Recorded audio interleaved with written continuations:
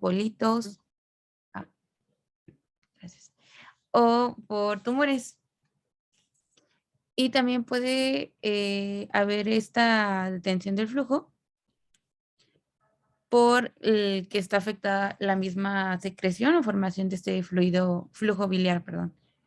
Y bueno, a consecuencia de estas dos cosas, que sería la secreción y el flujo, pues todos los componentes de la bilis, es decir, los ácidos biliares, la bilirrubina conjugada, el colesterol, enzimas, etcétera, se van a acumular en el hígado y esto va a hacer que se regurgita la sangre.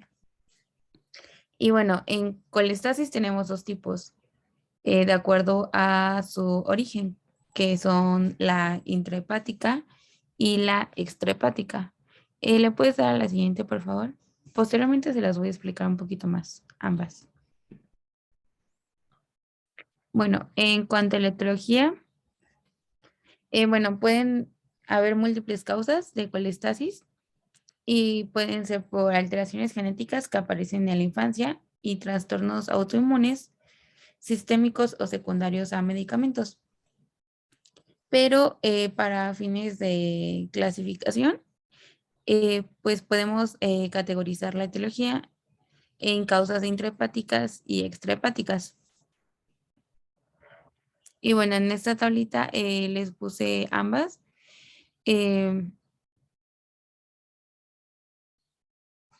Bueno, les puse las colestasis intrahepáticas y las extrahepáticas. Las intrahepáticas pueden ser sin obstrucción mecánica, con daño hepatocelular predominantemente, y pueden ser agudas y crónicas. También pueden haber sin obstrucción, pero con un mínimo o un nulo daño hepatocelular.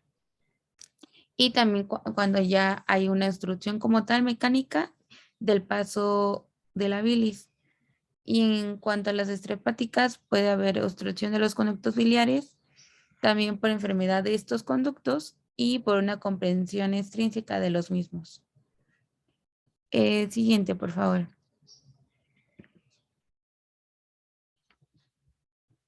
Y bueno, les mencioné que se pueden clasificar de acuerdo a su origen, entra en intrahepáticas y extrahepáticas, o también se pueden clasificar por su duración. Si son agudas, su evolución es menor a 6 meses. Y si son crónicas, es cuando su evolución es mayor a este tiempo, a 6 meses.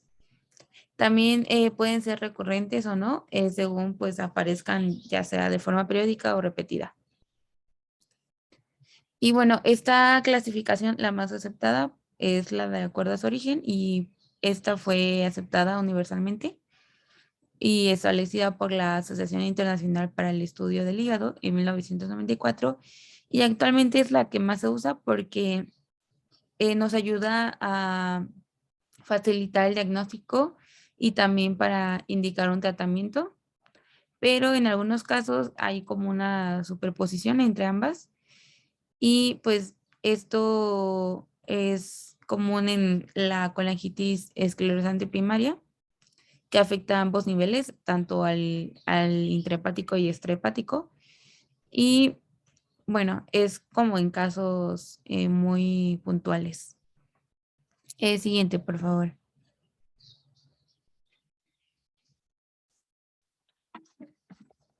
Y bueno, les voy a explicar cada una. La colangitis extrahepática es cuando hay una dificultad en el flujo biliar. Bueno, es en ambas, ¿no? Pero en esta hay una dificultad en el flujo biliar en el hígado, ya que pues hay un compromiso en el interior del parénquima hepático y en los conductos biliares de tamaño pequeño, de hasta 40 micrómetros de diámetro. Y pues estos son conductos microscópicos. Y bueno, hay una alteración. Esa alteración se puede localizar en dos niveles, que fue lo que les puse aquí en la tabla, en los hepatocitos y también en los espacios porta. En los hepatocitos las lesiones pueden ser globales y esto es común en las hepatopatías difusas o también puede afectar a estructuras subcelulares concretas. Por ejemplo, puede afectar a la bomba sodio-potasio ATPasa, que al disminuir el aporte de energía, pues va a alterar el funcionamiento de los transportadores en el canalículo hepático y este mecanismo pues es ocasionado por los fármacos. Luego también puede estar afectado el citoesqueleto y bueno, en este se encarga del transporte de las sustancias hacia el canalículo biliar y este puede estar afectado por una causa más que nada tóxica o también por fármacos. Tóxicos serían las micotoxinas y los fármacos, por ejemplo, la clopromacina y también puede estar afectada la membrana plasmática. Y bueno, esto también es ocasionado por fármacos, sobre todo los estrógenos. Y también, por último, el sistema, perdón, transportador específico. Y esta alteración puede ser hereditaria o adquirida. Y pues adquirida sería por fármacos igualmente. En los espacios porta, la obstrucción puede deberse pues a la presencia de granulomas, también a metastasis y pues a infecciones o a enfermedades autoinmunes. Por ejemplo, la cirrosis biliar primaria, que posteriormente se va a explicar también.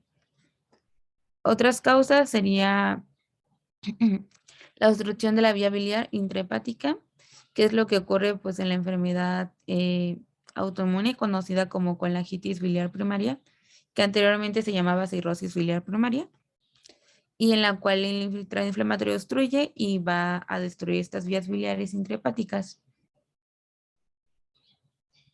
Y bueno, a menudo también puede que no haya una obstrucción biliar y la colestasis intrahepática se atribuya más que nada a algún trastorno de los mecanismos que intervienen en la formación de la bilis, como por ejemplo los efectos en los sistemas de transporte insertados en la membrana y también por alteraciones en el transporte intrahepatocitario. También hay como causa está el trastorno de mecanismos de formación de la bilis y esto puede estar ocasionado por efectos genéticos, por ejemplo, la mutación del gen transportador BSP. También por fármacos, por ejemplo, los estrógenos y la clopromacina, que les mencioné anteriormente.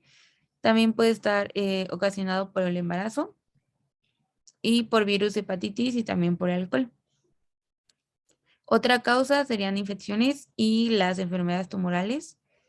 Y otra causa también sería la colangitis esclerosante primaria. Siguiente, por favor.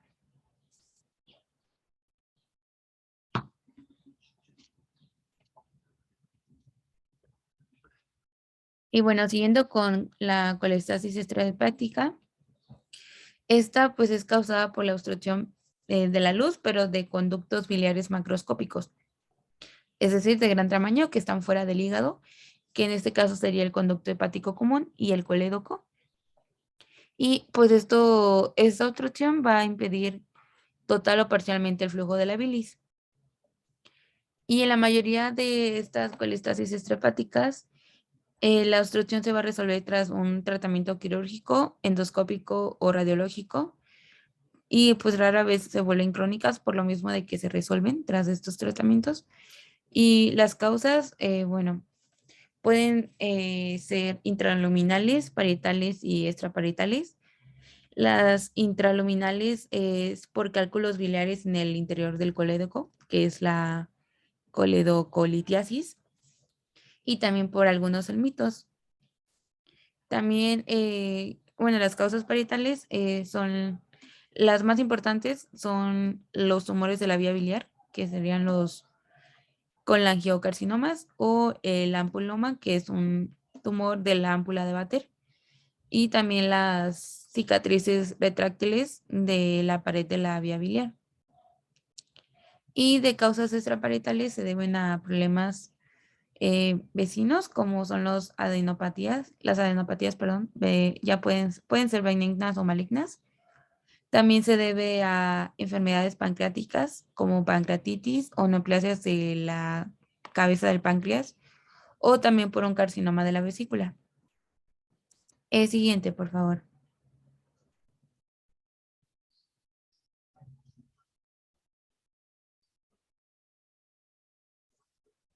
Y bueno, ya como diferencias entre ambas, se pueden diferenciar por la clínica, la biología y por estudios de imagen. Y los principales datos clínicos que aparecen en las colestasis extrahepáticas y que son más infrecuentes en las intrahepáticas, perdón, son la hepatomegalia, y esta se debe fundamentalmente a la retención de la bilis en el hígado. Y por el contrario, pues una presencia de esplenomegalia va a sugerir una colestasis intrahepática por hepatopatía crónica.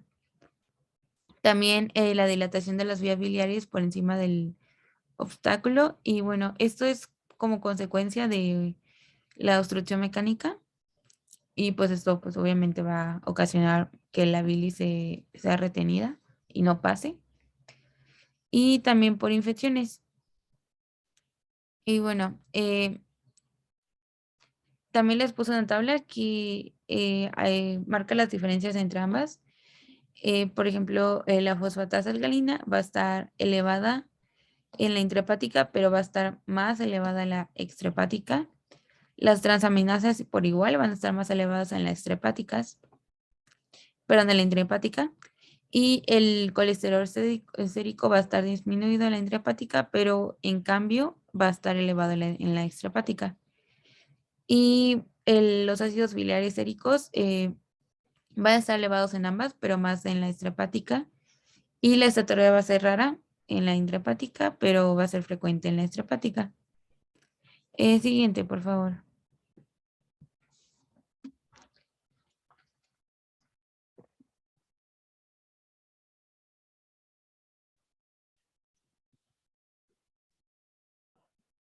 A ver, en la diapositiva anterior le faltó algo importante.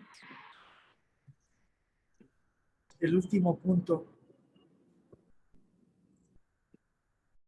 que dice test de Cooler. ¿A qué se refiere?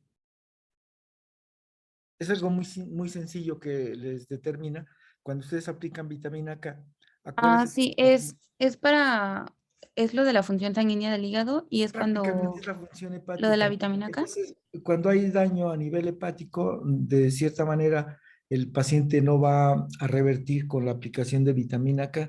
Y en el paciente que es una extrahepática, se prolongan los tiempos de protrombina, ustedes les aplican vitamina K y mejoran. De esa manera les da también una forma muy fácil de decir, existe daño hepático, entonces es intrahepática y no modificó con la aplicación de vitamina K. No existe mejoría con relación, o existe, perdón, mejoría con la aplicación de la vitamina K, pues es que no hay daño hepático y la obstrucción sería de cierta manera extrahepática, independientemente de las alteraciones que se presentan con la fosfatasa alcalina, las transaminasas, que son muy importantes para irlo determinando, sin que sean como patognomónicas, su elevación de cierta manera nos orientan para poderlo establecer, ¿de acuerdo? Continuamos. Ok. Bueno, siguiente, por favor. Ah, bueno, en cuanto a la anatomía patológica, morfológicamente la colestasis puede definirse como la presencia de pigmentos biliares en el tejido hepático. Y bueno, este principalmente va a estar inicialmente en los hepatocitos y posteriormente en las células de Kupffer. Y también, independientemente de su causa, eh, se pueden observar, perdón, en moldes biliares, caniculares, centrobiliares, y también algunos hepatocitos van a estar tumefactos. En las colestasis prolongadas se va a producir una acumulación de cobre intrahepatocitario, sobre todo en las áreas periportales, y también va a haber necrosis de los hepatocitos aislados. Y también puede llegar a desarrollarse una respuesta inflamatoria, también una fibrosis centrolobulillar y también una proliferación de los conductos biliares. Y en las colestasis extrahepáticas pueden puede haber extravasación de bilis de los conductos biliares y también infartos biliares. Y ya cuando llega a un estadio cirrótico, eh, tras colestasis prolongada, se puede, bueno, hay una coalescencia de las bandas del tejido fibroso y también una regeneración de los hepatocitos que llega a formar nódulos de contornos polilobulados. Siguiente, por favor. Y bueno, en cuanto a la fisiopato, bueno, esta eh, resulta de pues un defecto funcional en la formación de la bilis en el hepatocito, de una alteración en la secreción y también del flujo de esta a nivel de los conductos biliares. Y bueno, en la imagen les puse cómo, bueno, está a nivel del hepatocito y también de los conductos biliares. Y bueno, ahí están esquematizadas más que nada las causas que pueden llegar a ocasionar una destrucción de los conductos biliares y también de la obstrucción de la vía biliar. Y bueno, siguiente, por favor.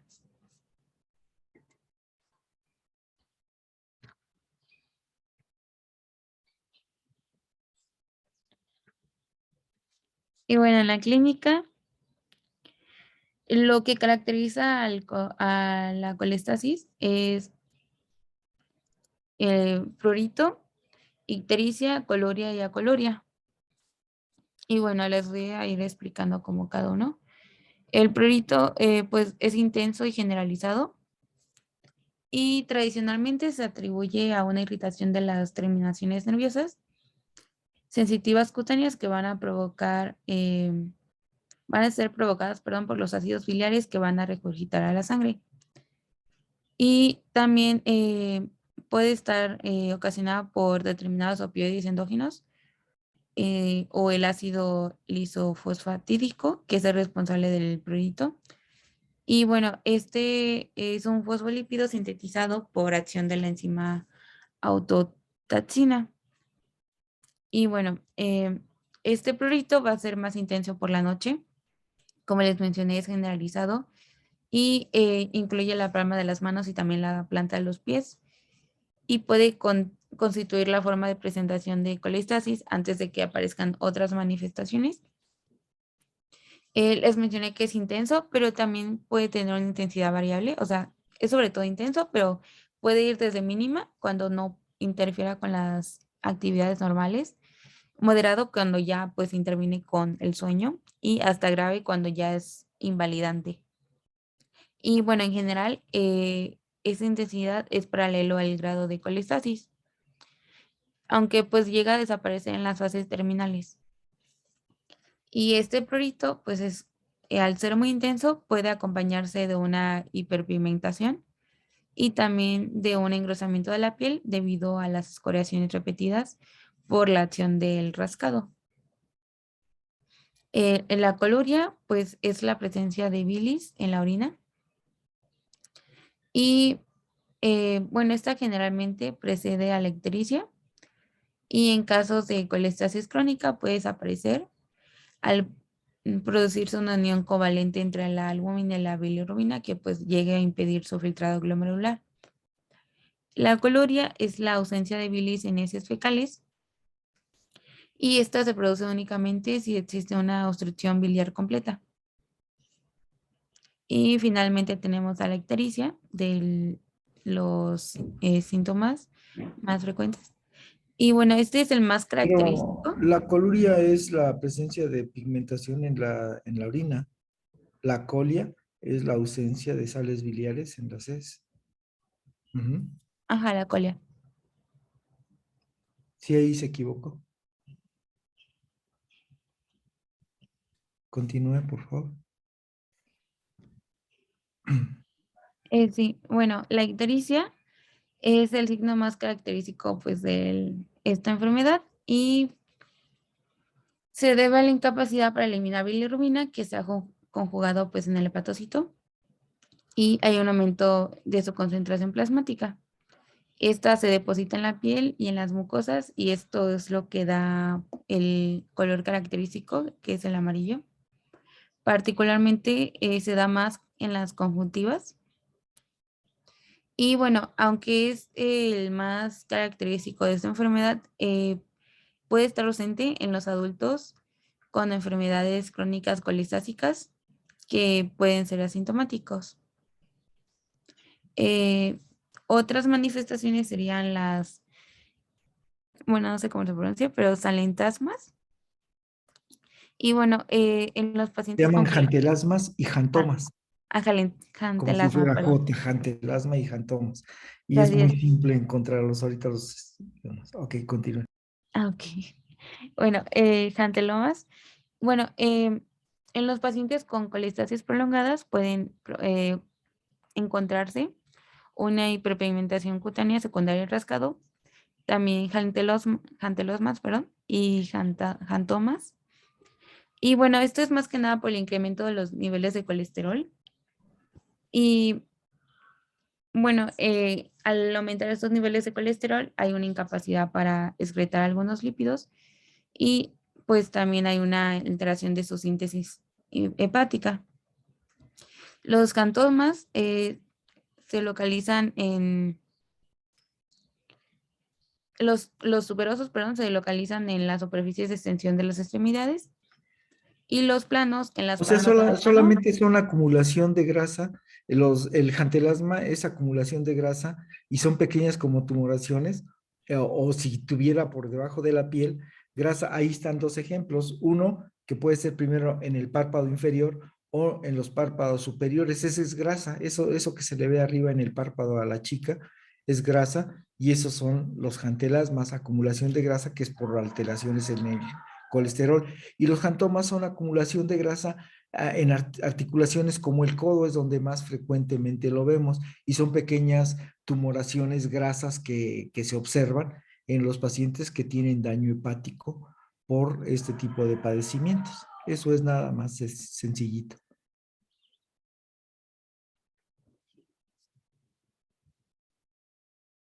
Continúe, por favor. Sí. Bueno, también hay un síndrome de malabsorción. Y bueno, aquí pues hay una alteración en la absorción eh, de las vitaminas liposolubles y, por ejemplo,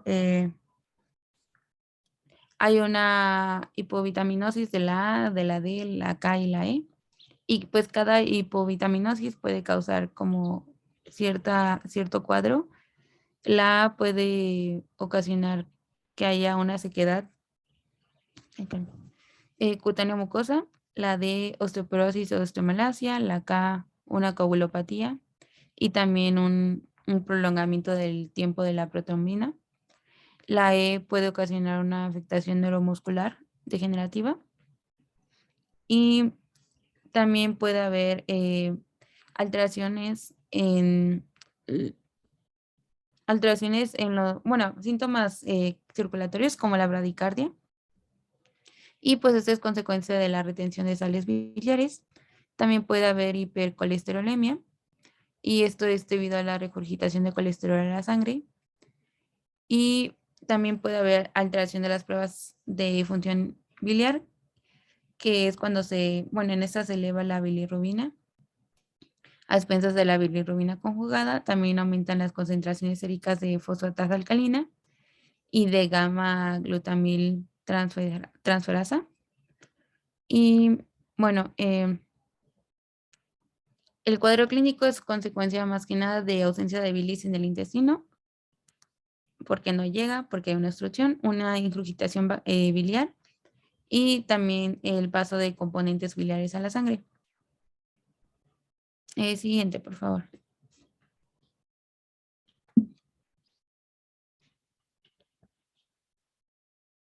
Bueno, en cuanto al diagnóstico, pues tenemos que hacer una historia clínica exhaustiva. Tenemos que preguntar si existen antecedentes familiares de colestasis, lo que va a sugerir una colestasis intrahepática familiar. También sobre la historia familiar y personal de episodios de ictericia, de hemólisis, dolor abdominal y enfermedades hepatobiliares. También si existe antecedentes quirúrgicos de colecistectomía, cuando hay, pues, hubo una probable coledocolitiasis. Y también incluso se debe preguntar sobre los tratamientos farmacológicos previos. También si han hecho uso de hierbas medicinales, porque podrían ocasionar esta afección. También tenemos que preguntar factores de riesgo de hepatitis virales, por ejemplo, relaciones sexuales, tatuajes, contactos con pacientes con ictericia, transfusiones, también uso de drogas, eh, bueno, también uso de drogas, también hábitos tóxicos como el consumo de alcohol, drogas por vía intravenosa y medicamentos. También debemos preguntar pues, la edad del paciente y pues otros datos. Y también debemos investigar los factores ambientales, si hubo viajes recientes o si tuvo contacto con animales. Siguiente, por favor.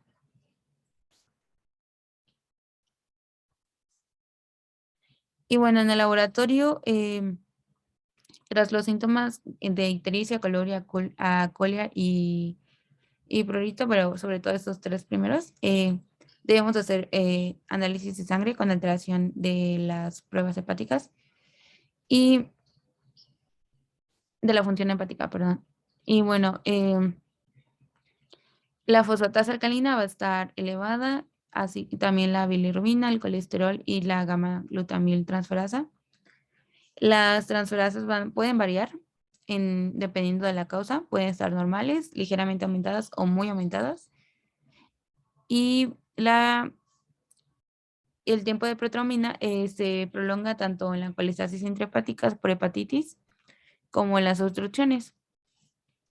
Otras pruebas de laboratorio son el hemograma. Este puede mostrar anemia cuando hay un proceso de origen tumoral o leucocitosis en los infecciosos.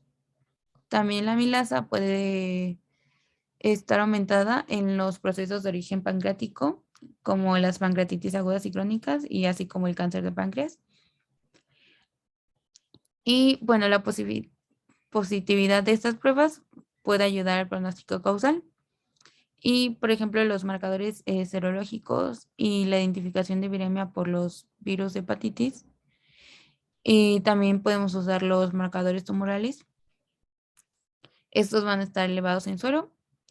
Y la suposición de que llegue a existir una cirrosis biliar primaria se confirma con la positividad de los anticuerpos antimitocondriales y también cuando los valores de la inmunoglobulina M están elevados. Y bueno, según la variación de las enzimas de la colistasis se van a ver dos tipos. La extrahepática es cuando la fosfatasa alcalina está aumentada 3 veces por encima de lo normal. La transaminasa glutámico oxalacética, perdón, GOT, también conocida como GOT, está aumentada 5 veces por encima de lo normal y la GPT está aumentada por igualmente 5 veces por encima de lo normal. En la intrahepática, la fosfatasa alcalina va a estar aumentada 3 veces lo normal, la GOT 5 y la GTP 5. Siguiente, por favor.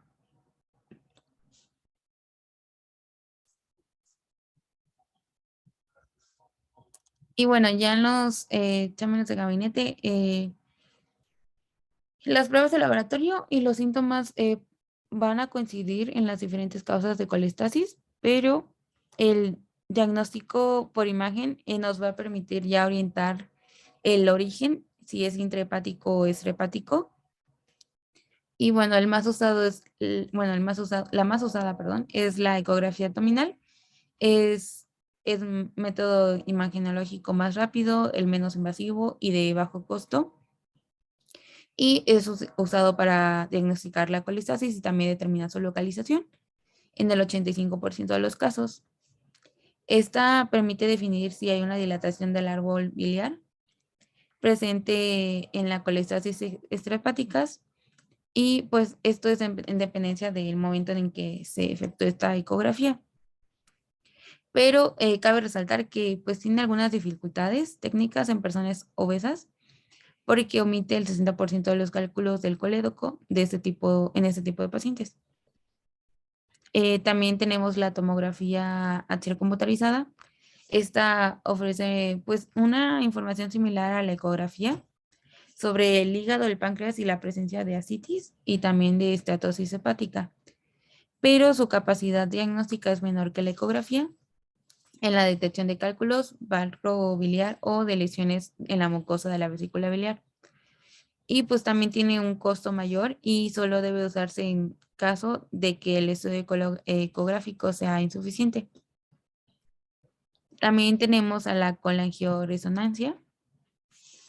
Y bueno, esta permite una excelente evaluación de la enfermedad de la vía biliar y permite de manera no invasiva también evaluar esta vía biliar intra y extrahepática y también visualizar la zona papilar del conducto pancreático principal.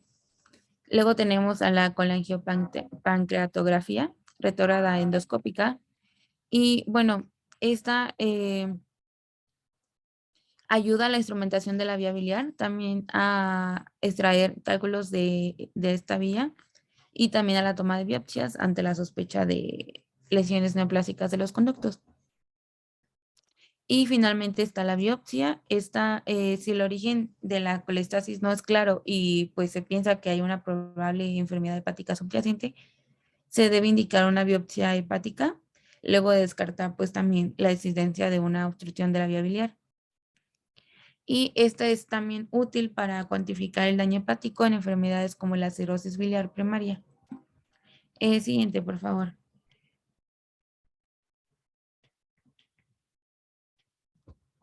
Y bueno, aquí les puse el algoritmo del diagnóstico y es para tanto para las intrahepáticas y las extrahepáticas.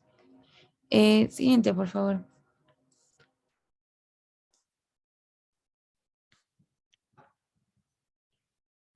Y bueno, el tratamiento eh, se debe valorar, bueno, hay un tratamiento para las complicaciones asociadas que incluye la prevención y la corrección del prurito, de las enfermedades óseas metabólicas, de la malabsorción, del déficit de vitaminas liposolubles, de la hipercolesterolemia y de los xantomas.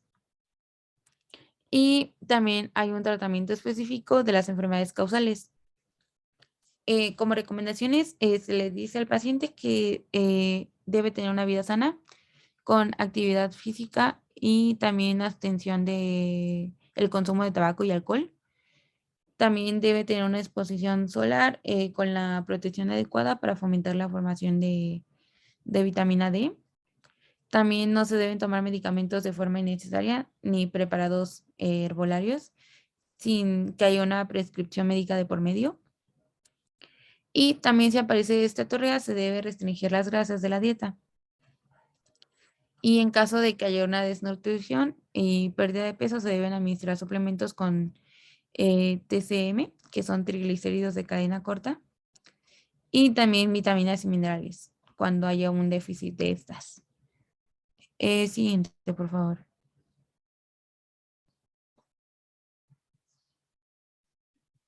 Y bueno, ya con el tratamiento de las complicaciones asociadas, eh, primero tenemos el prurito. Este, pues puede llegar a ser un síntoma incapacitante y puede tratarse con medidas locales como lociones, así y también con fármacos. Eh, Se puede tratar con colestiramina y son 0.25 a 0.5 gramos por kilogramo al día, máximo 16 gramos, y esto debe ser dividido en 3 o 4 dosis, 30 minutos antes y después de los alimentos, es decir, tienes que tomarte tu dosis antes y después. Y esta debe ser diluida en 100 mililitros de agua o jugo de fruta. Y bueno, esos efectos secundarios son estreñimiento, mala absorción de grasas y de vitaminas liposolubles. Y también puede haber como una interferencia con la absorción de otros medicamentos, como es la digoxina, la warfarina, el propanolol y también tiazidas. Por lo que se recomienda que la colesteramina se administre una hora antes, no, perdón, que estos fármacos se administren una hora antes o 4 horas después de la colestramina para que no haya una interferencia entre ambos, para que se puedan absorber. También se usan fototerapia y plasmaféresis para estos pacientes con prurito. También se utiliza la rifampicina.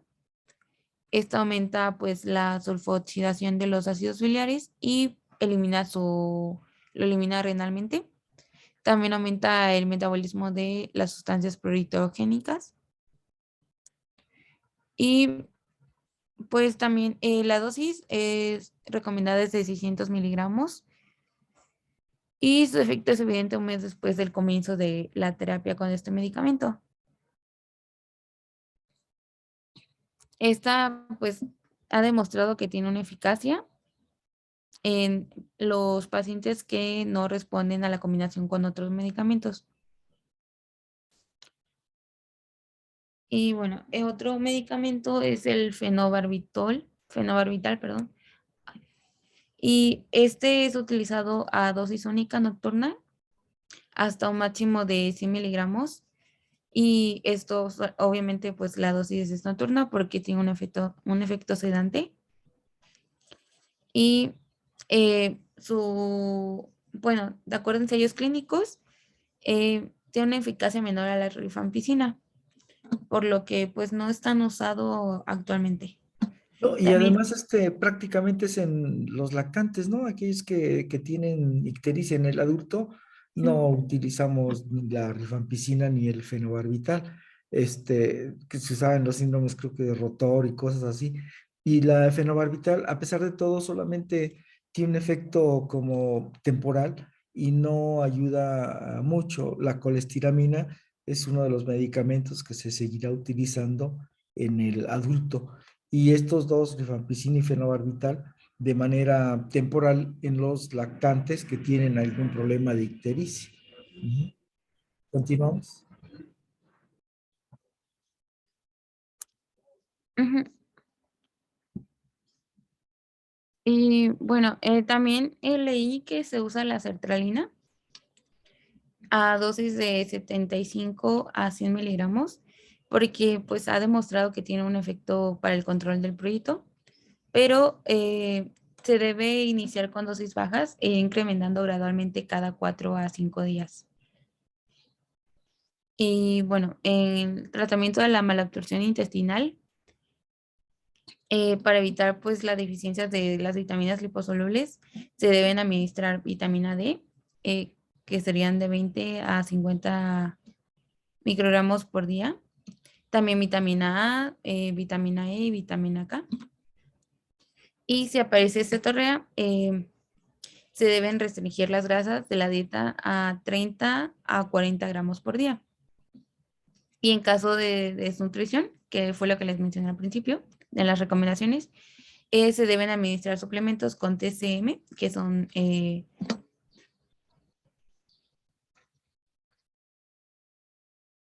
triglicéridos de cadena corta y también, bueno, se administran estos dos.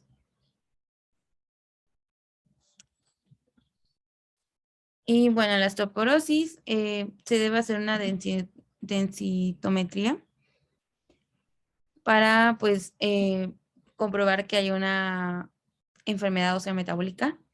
Y esta, por ejemplo, cuando se diagnostica una enfermedad colestática crónica, se debe hacer y luego posteriormente cada 2 años.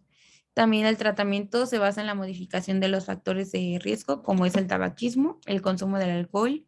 También se le pide al paciente que pues haga actividad física regular, pero de bajo impacto. También que tenga una exposición moderada a la luz solar con una protección adecuada. También que ingiera alimentos ricos en calcio y también la prevención de caídas. Y también se suplementa con vitamina D y con calcio. Y también se pueden usar los bisfosfonatos, pero esto solamente cuando hay una osteoporosis demostrada por una densitometría. Y también podemos administrar etidronato de forma cíclica, 400 miligramos por día durante 14 días, cada 3 meses, durante 2 años. Y esto previene la pérdida de masa ósea a nivel lumbar y también previene la pérdida de esta masa a nivel femoral. Y bueno, cuando haya una osteoporosis severa, ya es indicación de trasplante, incluso aunque no haya un fallo hepático como tal. Pero pues si ya está la osteoporosis, ya es indicación. Y la hipercolesterolemia es cuando es superior a 50 miligramos por decilitro. Esto es frecuente en la cirrosis biliar primaria. Y bueno, para esta se recomienda que se usen agentes hipolipemiantes y también la plasmaféresis. Siguiente, por favor.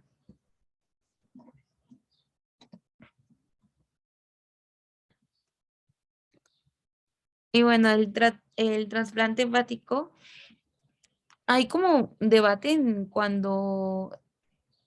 para decir cuándo ya se puede hacer un trasplante, pero lo que encontré es que han llegado a un acuerdo de que es determinante bueno, es una indicación de trasplante cuando la bilirrubina es superior a 10 miligramos por decilitro. También cuando hay manifestaciones secundarias a la hipertensión portal, como la ascitis, la encefalopatía hepática, hemorragia digestiva o también cuando los pacientes desarrollan hepatocarcinoma. Y en cuanto a los tratamientos específicos de las enfermedades causales, la enfermedad hepática colestática, el tratamiento óptimo debe ser dirigido a la causa subyacente. Por ejemplo, que ya no consume alcohol, también eliminación de fármacos hepatotóxicos, tratamiento antiviral, entre otros. Y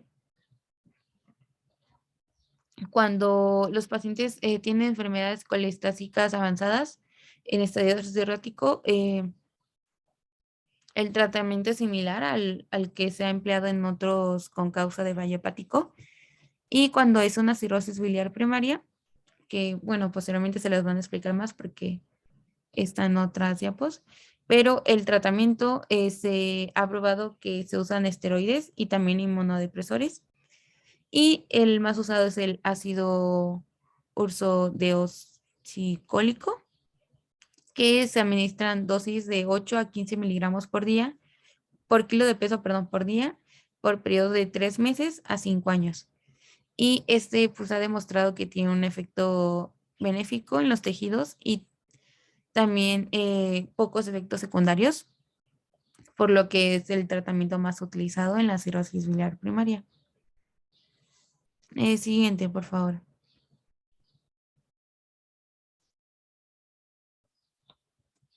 Y bueno, el pronóstico. Este va a depender de la causa de la que condiciona esta colestasis. Y, por ejemplo, cuando hay una mala absorción, el efecto más importante es su repercusión en la función hepática, lo cual va a depender pues del grado y la duración de esta colestasis. Cuando hay cuando esta forma es prolongada, se va a desarrollar una cirrosis biliar con todas las complicaciones típicas de esta cirrosis. Y en los estadios finales de la colestasis crónicas, se produce una intensa fibrosis portal y también una periportal. Y los tabiques fibrosos van a como a unirse y van a reducir el tamaño de los lóbulos hepáticos. Y esto va a alterar la estructura normal del hígado. Y si el proceso obstructivo es agudo, puede ser resuelto de forma rápida mediante tratamiento médico o quirúrgico. Y esto produce una evolución más o menos favorable de la lesión hepática según el origen de la obstrucción. Y bueno, aunque por lo general evoluciona favorablemente sin dejar secuelas en la función pues de este hígado y pues también depende de la integridad previa del parénquima hepático. Siguiente, por favor.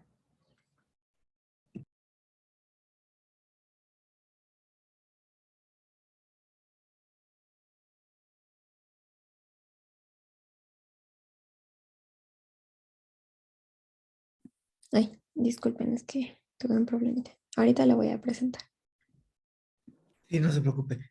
Como una función hepática alterada, se dan cuenta que repercute prácticamente cualquier funcionamiento de todo el organismo. A veces a otros padecimientos le damos tanta importancia como a lo mejor una falla cardíaca, la propia hipertensión arterial, la diabetes, y nos olvidamos a veces de tratar de manera adecuada y de una vigilancia prolongada y precisa para el paciente que tiene un daño hepático. El hígado cuando es dañado va a modificar todas las funciones de todo el organismo, incluso ustedes lo están viendo ahorita, situaciones en cuanto a los tiempos de coagulación, alteraciones en cuanto al manejo del colesterol, los triglicéridos, alteraciones con las bilirrubinas que pueden condicionar lesiones a distancia, incluso en los niños, bueno, las lesiones por retraso en el retraso psicomotor severo con kernícterus. Entonces son situaciones bastante serias si no se trata de manera adecuada el paciente con un daño hepático avanzado. Y finalmente el paciente va a morir en poco tiempo. Afortunadamente existe la posibilidad de trasplante hepático, pero que no se logra a veces tener a disposición tanto las 24 horas como para todos los pacientes que lo necesitan. Por eso es que a veces se tiene que dar muchos parámetros para poder hacer el trasplante y solamente aquellos pacientes que verdaderamente lo van a requerir y que están en bastante riesgo se les va a ofrecer, y siempre y cuando la causa subyacente no vaya a continuar con la evolución desafortunada para llevarlo a la muerte. Si es un paciente que tiene una lesión secundaria, un trastorno de tipo inmunológico, se tendrá que pensar 2 o 3 veces la posibilidad o no de trasplante de hepático. Si es un paciente que la lesión es solamente del propio hígado y que no tiene alguna otra causa subyacente, les va a ir muy bien y su sobrevida va a ser muy aceptable, y además su calidad de vida mejora de manera considerable. Siempre se tendrá que estar vigilando porque estos pacientes van a estar bajo manejo con inmunosupresores, con antibióticos, con varias cosas para poder estarlos teniendo de la mejor manera. Pero sí es muy grave el daño hepático crónico y repercute de manera directa con toda la familia. Son pacientes que al final de cuentas todavía siguen siendo productivos. O sea, hay que tener mucho cuidado en el manejo de estos pacientes. Ok, continuamos entonces con el siguiente tema, que es colangitis, ¿verdad? Adelante. Sí, bueno, voy a continuar con la colangitis aguda. Por favor, gracias. Bueno, la colangitis se va a definir como la inflamación de las vías biliares, ya sea como resultado de la infección bacteriana o por una obstrucción en la misma vía biliar. Esta enfermedad va a ser, bueno, el desarrollo de esta enfermedad va a ser por una infección en la vía biliar que va a requerir la existencia de una obstrucción, ya sea parcial o total del flujo biliar. Em, esta colangitis se debe por lo general a una patología litiásica, pero también puede deberse a una patología neoplásica o a manipulaciones de la vía biliar. Y las bacterias que están principalmente implicadas son la Escherichia coli, que es la más frecuente, también la Klebsiella, Streptococcus, Clostridium y Bacteroides.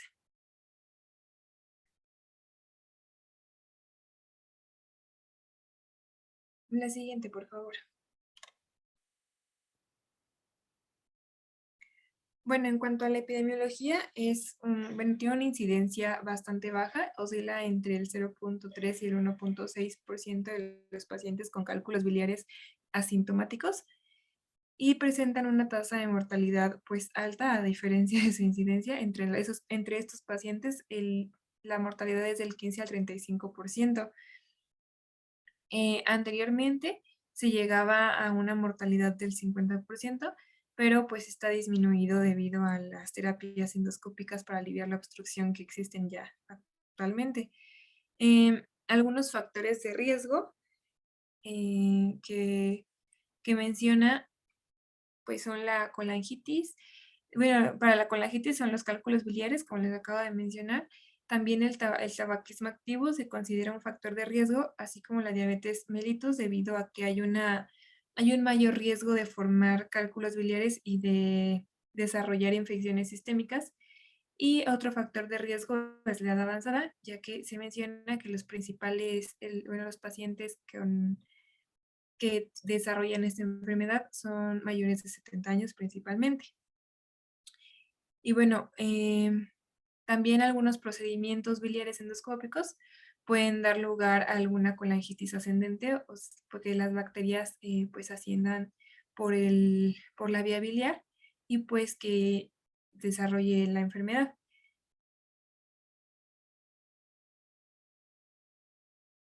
La siguiente, por favor.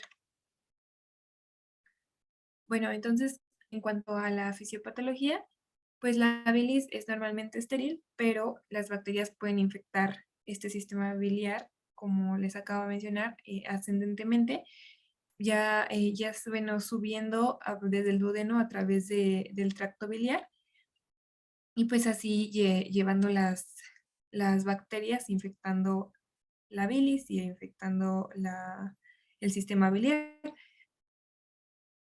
También, bueno, otra de las posibles causas, otras de la fisiopatología, sí, de lo que explica la patogenia, es la pérdida de la actividad antibacteriana de la bilis, que bueno, aquí entre estos mecanismos normales que protegen el árbol biliar, como el esfínter de Oddi, también la acción de lavado continuo del flujo biliar y las propiedades antibacterianas de, de las sales biliares impiden que haya una contaminación, o bueno, que sí, que haya una contaminación bacteriana ascendente, y también otras de las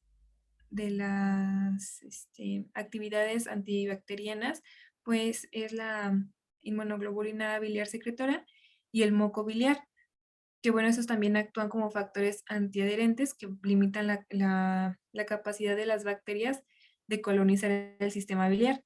Entonces, cuando alguno de estos, hay una pérdida en la actividad de alguna de estas, pues de estas funciones, por así decirlo, pues se puede causar un incremento de bacterias y pues una colonización de bacterias en esta parte. Otra de las cosas que menciona, pues es la obstrucción, como es bueno, es como la principal, ya que esta se produce en estasis que va a favorecer el crecimiento de las bacterias, debido al aumento de la presión que predispone a la bacteremia. Y bueno, también, bueno, además de estos, también puede haber un debilitamiento en las defensas del paciente, así como pues factores específicos de virulemia bacteriana que puedan contribuir a la patogenia de esta enfermedad. Pero bueno, la principal es que haya que asciendan las bacterias desde el duodeno hasta el tracto biliar. Es como la principal patogenia. Y bueno, aquí en la siguiente, por favor. Puse esta imagen donde vienen como las diferentes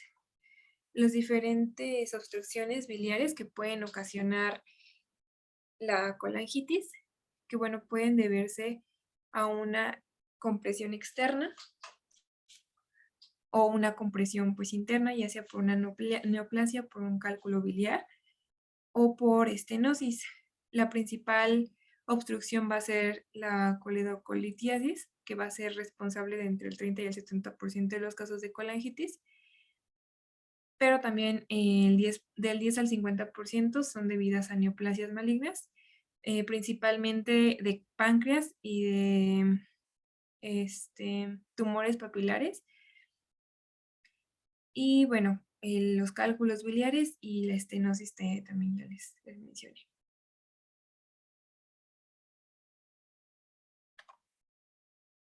La siguiente, por favor.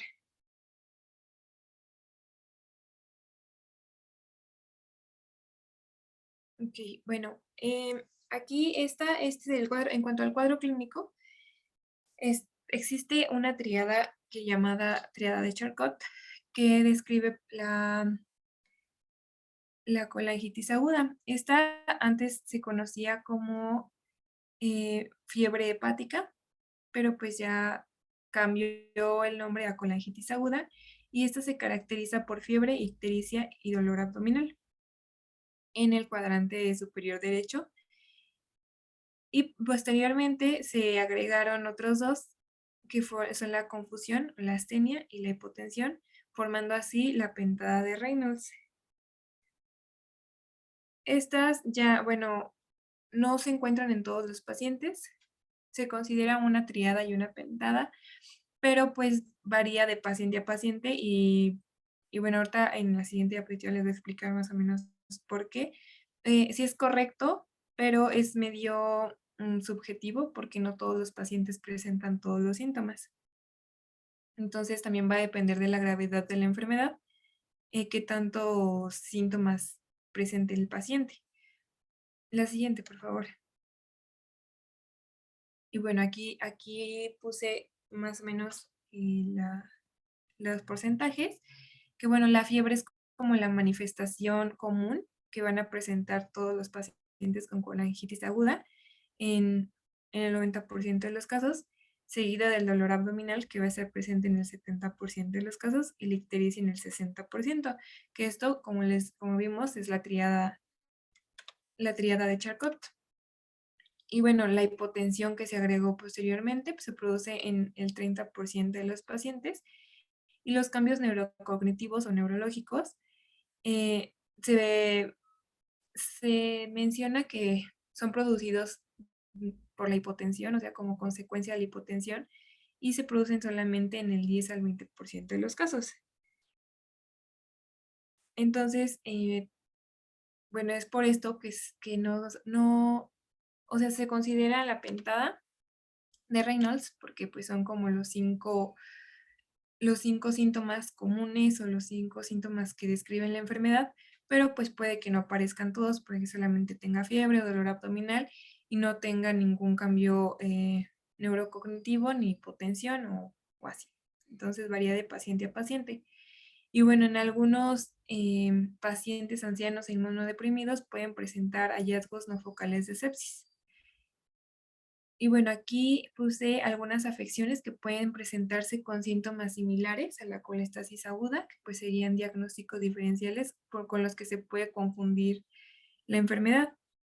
Entre estas se encuentran los abscesos hepáticos, la colestasis aguda, la pancreatitis, la hepatitis, la diverticulitis, apendicitis también, los quistes coledocianos, que bueno, estas son como una dilatación congénita del conducto biliar. También la colangitis piogénica recurrente, que es como la colangitis por cálculos pigmentarios intrahepáticos.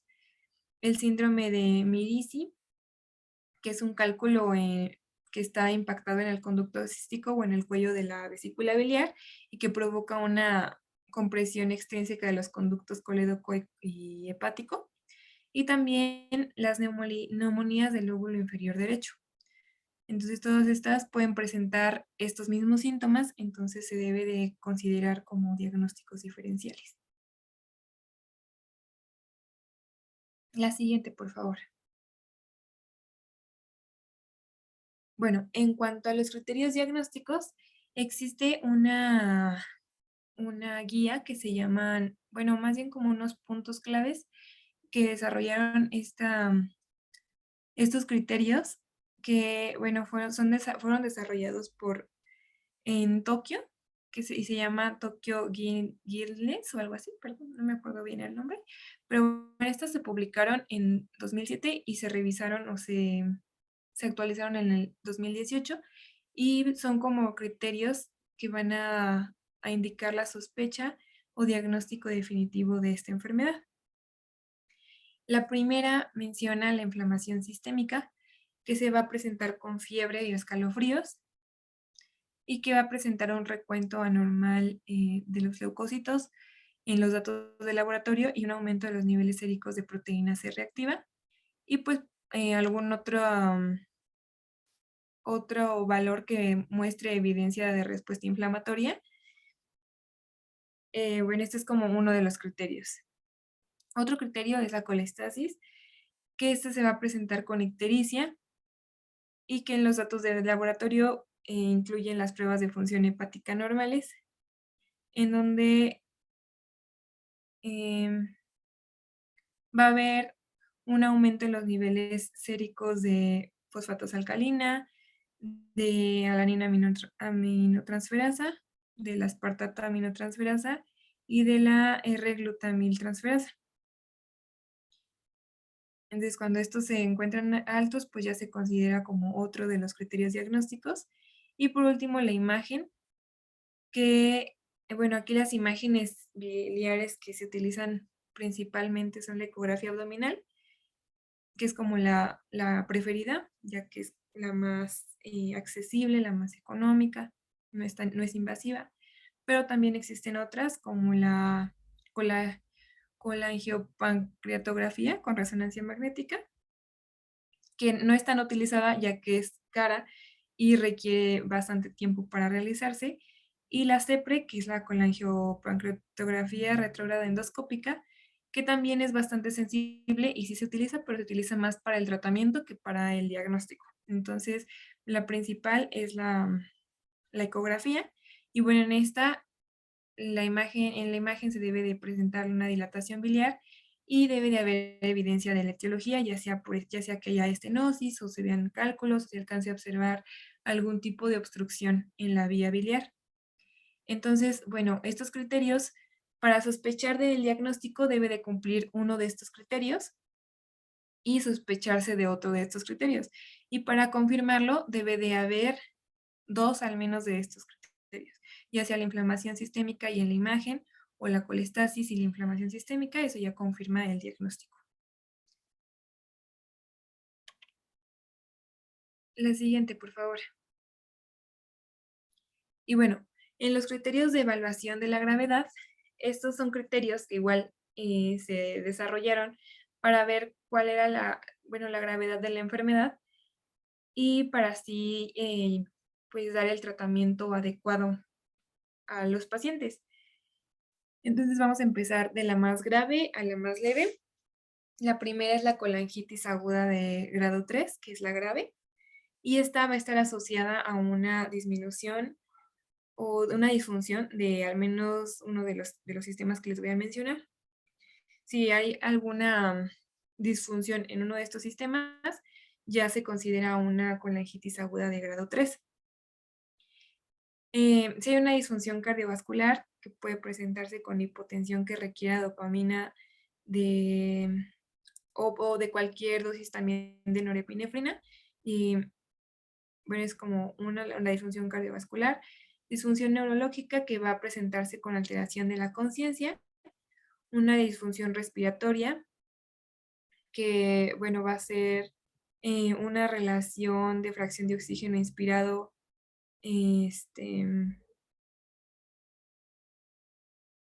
no, más bien de presión parcial de oxígeno sobre la fracción de oxígeno inspirado menor a 300,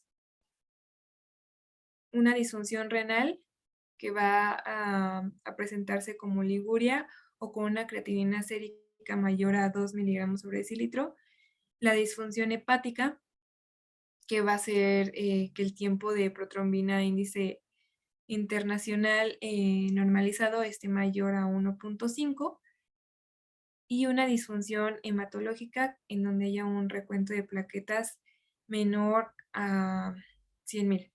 Y bueno, entonces sí, puede presentarse uno o más y ya se considera grave. Entonces, con que haya uno de estos, que el principal es la alteración de la conciencia por la hipotensión, pero puede presentarse cualquiera, ya se considera como grave. Y esto es principalmente por la infección, por las bacterias. La siguiente, por favor.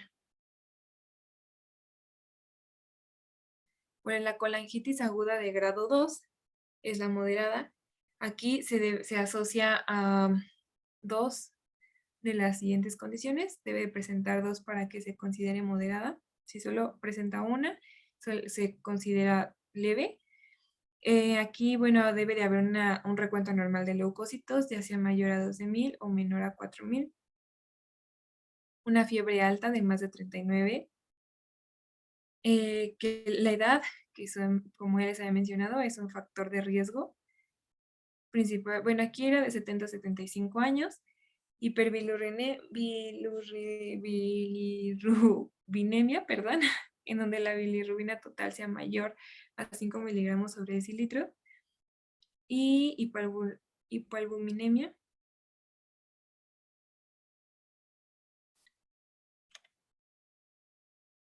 en donde el límite inferior de valor normal, bueno, sí que, sí, más bien hay un menor límite,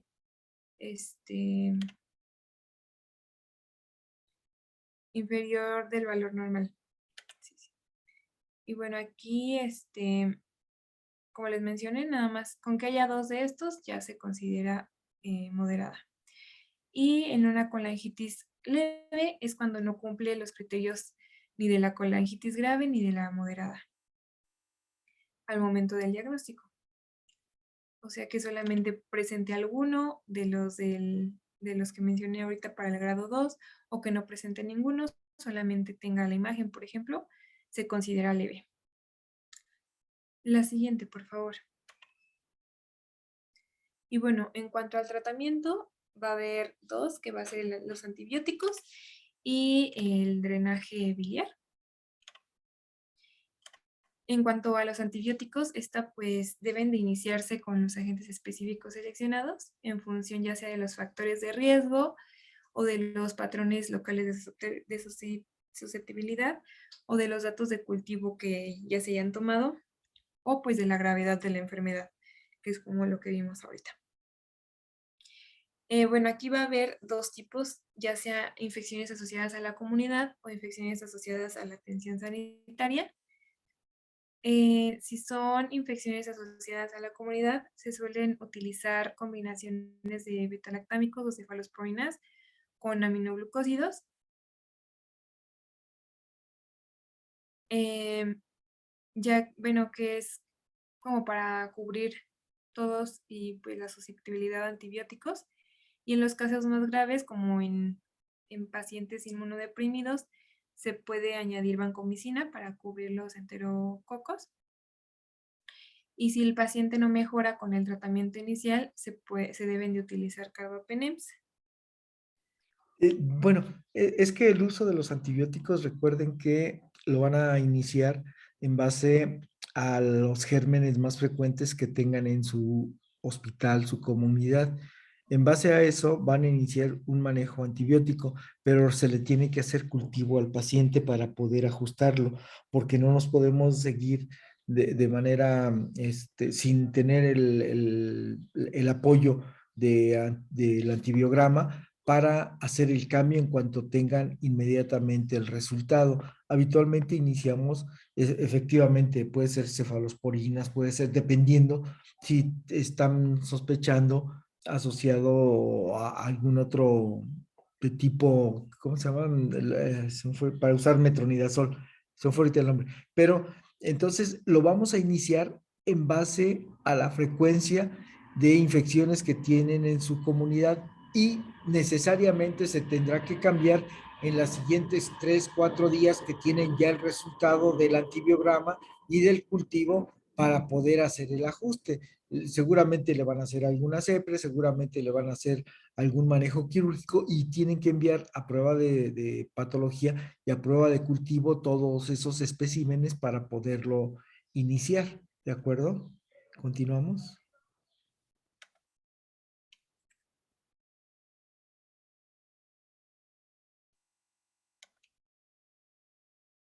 Ay, sí, perdón. Entonces, bueno, sí, de hecho menciona, bueno, no menciona tanto los antibióticos, menciona más como cuáles son los posibles normas con las que nos podemos guiar, que pues sí, ya en infecciones asociadas a la atención sanitaria, pues ya serían como que cubran todas las infecciones polimicrobianas.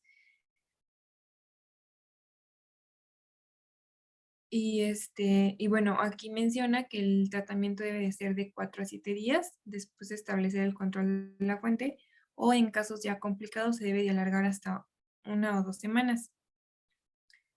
Y bueno, en las formas no graves de la enfermedad se pueden utilizar antibióticos de espectro más reducido, como la amoxicilina, con ácido clavulánico, o pues cefalosporinas de primera y segunda generación con metronidazol. Y ya en casos más graves se utilizan pues antibióticos de amplio espectro, como pues ya cefalosporinas, o quinolonas asociadas a metronidazol y los carbapenems. Sí, o sea, acuérdense que también, si ustedes ya lo clasificaron en base a gravedad, de acuerdo a la gravedad también pueden iniciar ya sea inicialmente en un paciente con grado 1, con antibióticos de un espectro más bajo, como puede ser cefalosporinas de primera y segunda generación. Si es un paciente que llega con una colangitis grave, pues ni siquiera se van a esperar y seguramente van a utilizar con ya cefalosporinas de tercera generación o quizás Astrionam, alguno de esos medicamentos ya de un espectro más amplio. Y si se está sospechando ya el uso de la presencia o no de anaerobios, seguramente van a tener que utilizar también metronidazol combinado. Entonces también en base a eso lo pueden realizar, pero definitivamente, como les comentaba, lo van a tener que ajustar en base a su manejo del reporte que les hagan de laboratorio con el cultivo y el antibiograma. Eso va a ser necesario, pero de manera inicial sí se tiene que establecer más o menos un criterio de tratamiento y ajustar en base a el resultado. ¿Ok? Continuamos. La siguiente, por favor. Ay.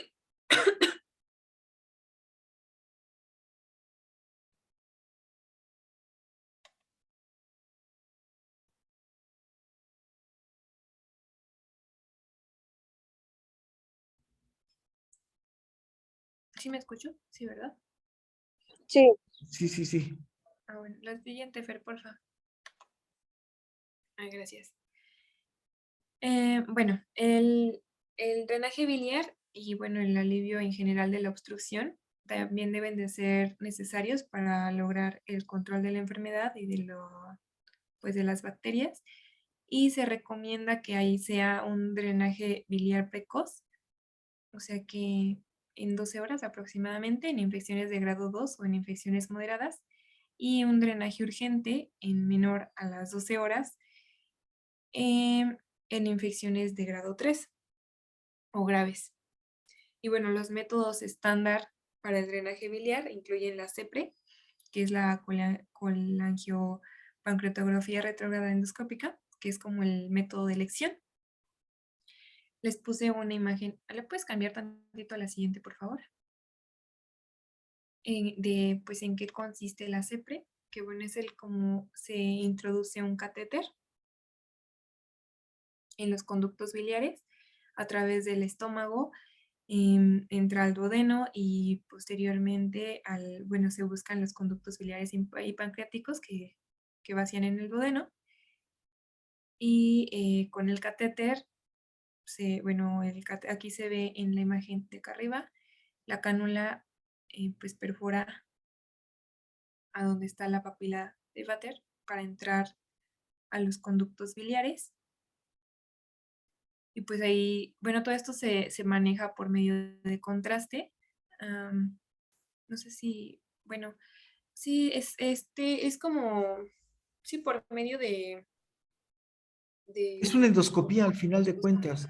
Es una, entre comillas, una endoscopía directa y ajá, se puede estar también vigilando por medio de en rayos X para poderlo seguir, pero habitualmente se puede ver de manera directa porque tiene una lente para hacer la CEPRE. En el momento que penetran al conducto de Vater, acuérdense que también se menciona que es una de las complicaciones para colangitis el uso de este tipo de procedimientos, sin que eso contraindique para nada su uso, porque de hecho el 90 y tantos% le va muy bien y ocasionalmente un 1% o 3% dicen que puede condicionar alguna colangitis. También acuérdense que el uso de la CEPRE por aumento de la presión del conducto puede llevar a una pancreatitis secundaria y esto también puede ser una complicación, pero que su beneficio siempre supera por frecuencia a la posibilidad de alguna complicación. Entonces, siempre vale la pena la CEPRE, además es menos invasiva que cualquier otro tipo de procedimiento y tiene un mejor pronóstico al final de cuentas. Continuamos. Sí, gracias. Y pues sí, ya una vez que se ingresa, lo que se hace es como ay, perdón. Bueno, se libera el cálculo, es liberado y ya pues para que se quite la obstrucción. Pero bueno, la anterior, por favor. Otros métodos estándar son el drenaje guiado por ecografía endoscópica, la CTP, que es la colangiografía transhepática percutánea, que bueno, esta consiste en una inserción transhepática de una aguja en un conducto biliar, utilizando pues material de contraste para opacar los conductos biliares, pero sí se utiliza, pero se prefiere aún así la CEPRE, ya que es menos invasiva y es más segura. Y el drenaje quirúrgico abierto, que no es tan utilizado ni tan recomendado, ya pues debido a las complicaciones y pues a la invasión que lleva el drenaje quirúrgico abierto. Y ya posteriormente, tras la resolución de la colangitis aguda con los antibióticos y el drenaje biliar, se puede indicar un tratamiento de colecistectomía laparoscópica para eliminar el riesgo de que haya un recorrimiento de la enfermedad. Pero pues esto ya es opcional, va a depender del médico y del paciente. La siguiente, por favor. Otra, por favor. Y bueno, aquí puse este cuadrito que es como pues una guía chiquita, ¿no? De qué se debería hacer. Se da primero la antibiótico-terapia y los cuidados de soporte y ya se valoran de 12 a 24 horas para ver si, para llevar al drenaje biliar. Si hay una estabilización clínica, se puede llevar al drenaje biliar hasta antes de 72 horas y si no hay mejoría o progresión clínica, se hace un drenaje biliar urgente que es de menos de 24 horas. Bueno, en la otra bibliografía decía de menos de 12 horas, pero bueno, depende de la bibliografía. Y ya, se hace el drenaje biliar. Si es exitoso, pues ya se decide si hay cirugía electiva para evitar la enfermedad recurrente. Y si hay fracaso, se debe de valorar una nueva CEPRE. Y ya si hay éxito, pues igual la cirugía. Entonces es como un resumen chiquito. La siguiente, por favor. Ay, no, la puedes volver a cargar, porfis.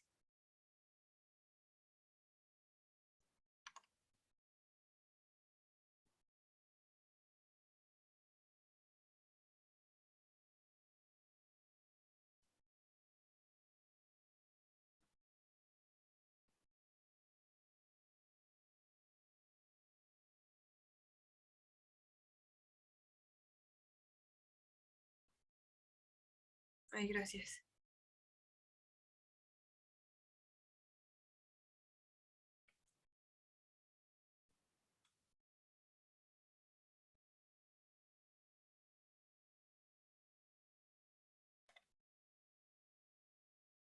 Perdón. Bueno, vamos a continuar con la colangitis biliar primaria. Bueno, esta colangitis biliar primaria fue antes conocida como cirrosis biliar primaria, es como una forma autoinmune de la enfermedad hepática. Esta es caracterizada por la lesión del parénquima hepático como consecuencia de la inflamación crónica, de la destrucción epitelial y de la obliteración fibrosa de los conductillos biliares intrahepáticos. La patogénesis no se conoce completamente, pero bueno, ahorita les voy a explicar un poquito. Influye tanto susceptibilidad genética como factores ambientales. Y bueno, la colangitis biliar primaria se va a asociar a otras enfermedades autoinmunes como el síndrome de Sjögren o la tiroiditis de Hashimoto, la esclerodermia y la artritis reumatoide.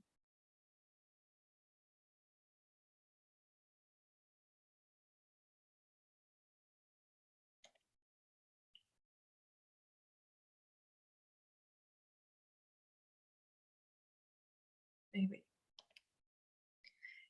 Bueno, en cuanto a la patogenia, la fisiopatología es bastante compleja y multifacética, como les acabo de mencionar. Y bueno, se piensa que es el resultado de una respuesta autoinmune aberrante a factores ambientales en individuos que son genéticamente susceptibles. Existen varios puntos cardinales en la patogenia de la enfermedad, que bueno, aquí en esta imagen lo pueden ir viendo, a ver si me van siguiendo un poquito. Que bueno, hay una producción de anticuerpos antimitocondriales específicos para el complejo piruvato deshidrogenasa E2 a través de una interacción de células T y B que van a dar la activación de la célula B promovida por las moléculas como CD40. También va a haber, bueno, posteriormente hay una activación de macrófagos y otras células inmunes que inducen la producción de interleucinas 23, 12, también el 23, también la interleucina 12, perdón, el interferón gamma y el factor de necrosis tumoral alfa a través de la vía de señalización HAC y del factor nuclear de cadena ligera kappa. Los receptores activados van a, bueno, por proliferadores de peroxisomas, funcionan con un contrarregulador que pueden detener la producción de las interleucinas activadas por la vía HAC. Y una vez activadas las células T citotóxicas, TH1 y TH17 por las interleucinas producidas por esta vía, van a producir interleucinas que promueven la apoptosis y senescencias de los colangiocitos. Y bueno, las enzimas para colesterol 7-alfa hidroxilasa A1 y 2 convierten el colesterol en ácidos biliares y esta sobreproducción de ácidos biliares va a congestionar y saturar la secreción de bicarbonato y el intercambio aniónico de la célula epitelial biliar y por lo tanto va a haber efectos tóxicos de los ácidos biliares que van a hacer vulnerable a la célula, condicionando su apoptosis y la senescencia del colangiocito. Entonces, las células apoptósicas y senescentes van a secretar mediadores que van a activar las células estrelladas hepáticas, perpetuando así la inflamación, la fibrosis y la estasis biliar. Entonces, esta es prácticamente la fisiopatología. Es un poco compleja y pues sí, está un poco difícil de entender, pero bueno, es en resumen, al realizar, bueno, hay como los conductos, más bien al ver sí, bueno, hay como estudios que han demostrado que en los conductos se observan linfocitos CD4 y CD8 que bueno, que sí van a, ¿cómo se dice? A demostrar, por así decirlo, la destrucción de los conductos biliares inducida por la citotoxicidad de las células T. Entonces, los linfocitos B van a estar relativamente escasos en relación a la reacción inflamatoria y pues, por lo tanto, hay moléculas de adhesión intracelular en los colangiocitos en los pacientes con colangitis biliar primaria.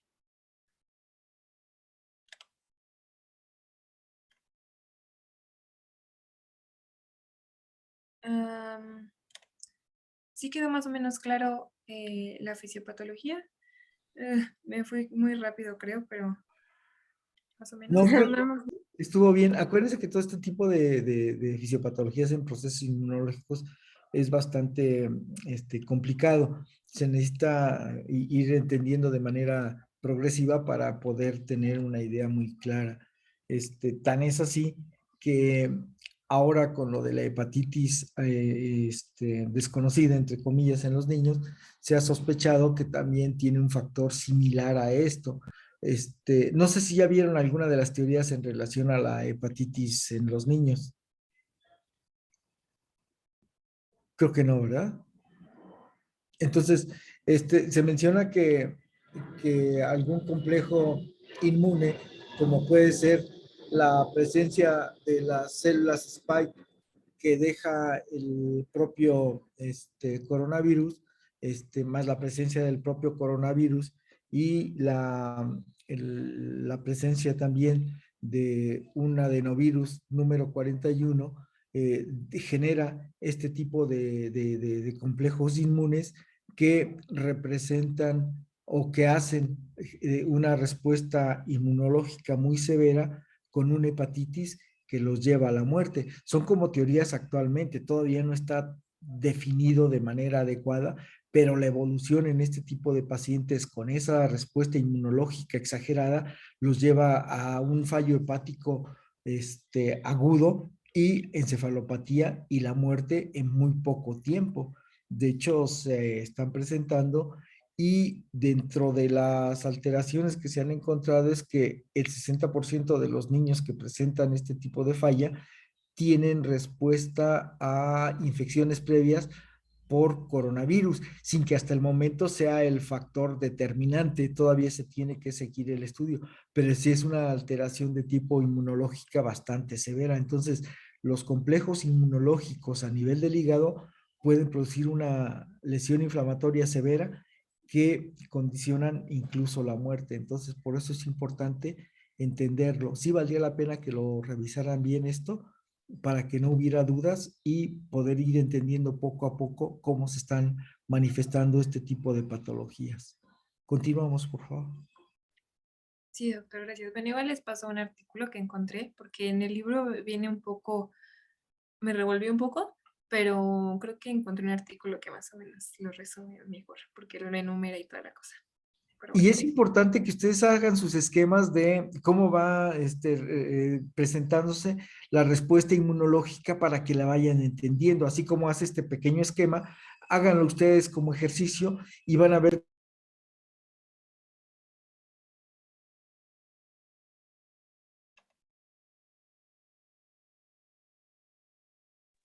Creo que ay, se cortó su audio, doctor. Ya no se escucha. apagó su micrófono. Discúlpeme, perdón. No, no se preocupe. No me di cuenta. Prendo incluso la cámara. Un segundo.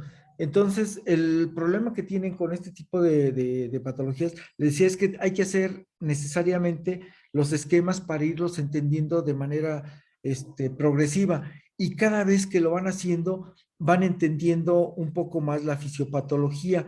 Este, eh, la gran mayoría de la fisiopatología inmunológica se comporta de manera similar en casi todas las patologías de las diferentes materias que ustedes van a ir viendo. En cuanto lleguen a reumatología, comiencen a ver todo este tipo, es donde más van a encontrar los complejos inmunes, las respuestas inmunológicas severas que los llevan a una lesión a nivel de las células, ya sea articulares o musculares, y que van a ir destruyendo de manera progresiva. Sucede lo mismo a nivel vascular, a nivel cardiológico. Todo esto son situaciones muy parecidas. Entonces, si usted tiene el artículo, Andrea, sí vale la pena que lo envíe para sus compañeros, lo estudien y hagan su esquema como lo hicieron ustedes aquí para que se vaya entendiendo. Entonces, son importantes, son muy importantes las respuestas inmunológicas y cada una de las enfermedades que vamos estudiando tiene que ver mucho con este tipo de complejos inmunes. Entonces, continuamos, por favor. Perdón. Ok, no, sí, doctor, no se preocupe, gracias. Bueno, entonces la siguiente, por favor.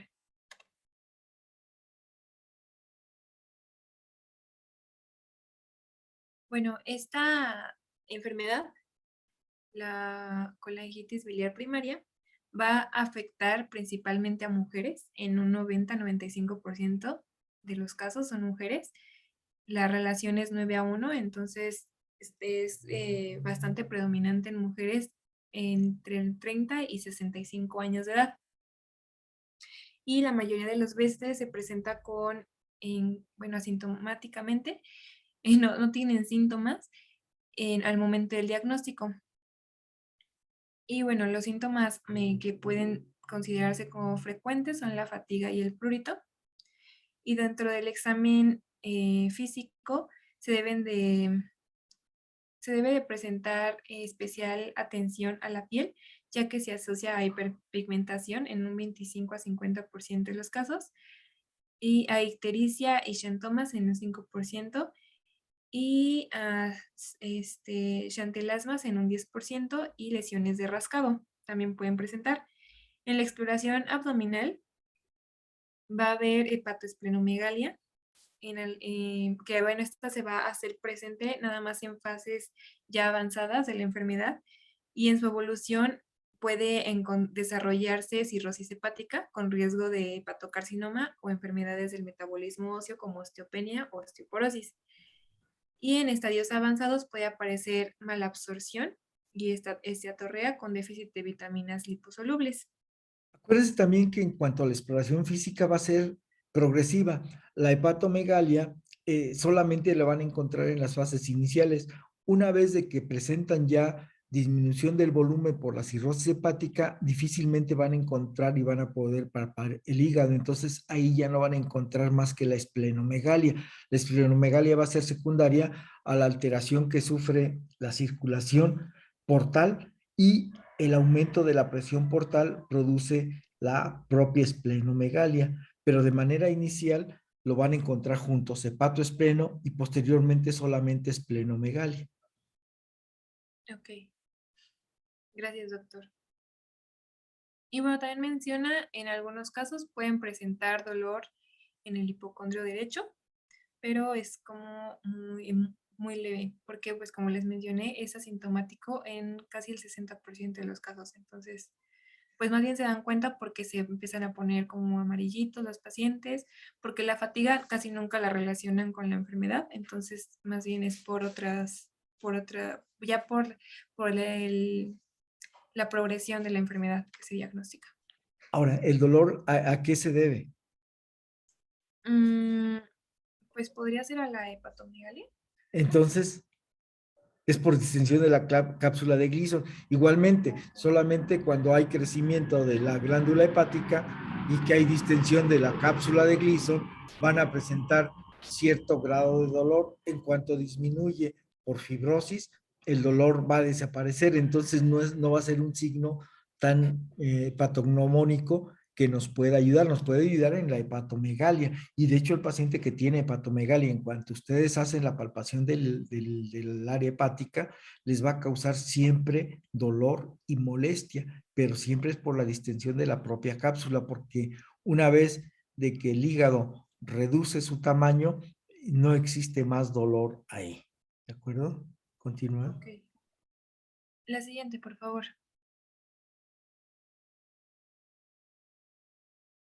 Bueno, va a haber varios hallazgos analíticos que pueden ayudarnos a objetivar la enfermedad, que bueno, entre estos son el perfil hepático, en donde los niveles de fosfatas alcalinas se encuentran muy elevados, con las enzimas hepáticas normales o discretamente elevadas, y la bilirrubina suele estar normal al principio y aumentar progresivamente conforme va empeorando, conforme va avanzando la enfermedad, y esto pues va empeorando el pronóstico.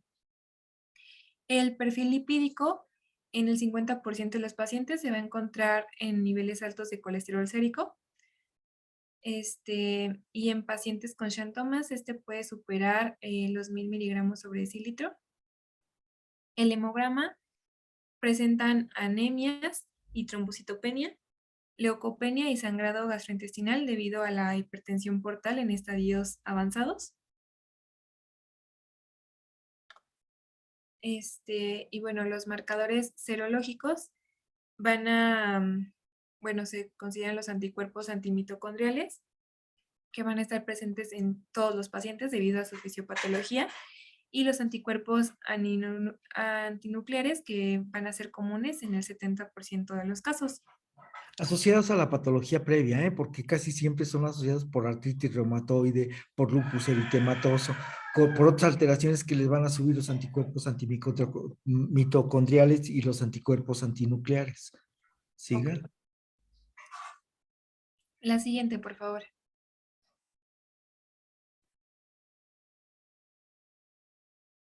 Bueno, para el diagnóstico se deben de presentar al menos 2 de estos criterios, que bueno, es la elevación de la fosfatasa alcalina, 1.5 veces por encima del valor máximo, la presencia de anticuerpos antimitocondriales, o otros anticuerpos específicos de esta enfermedad, como SP100 o GP210, en caso de que los anticuerpos antimitocondriales sean negativos.